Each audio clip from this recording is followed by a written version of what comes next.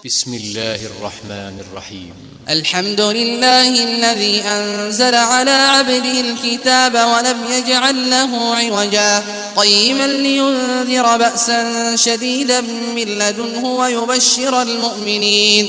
ويبشر المؤمنين الذين يعملون الصالحات أن لهم أجرا حسنا ماكثين فيه أبدا وينذر الذين قالوا اتخذ الله ولدا ما لهم به من علم ولا لآبائهم كبرت كلمة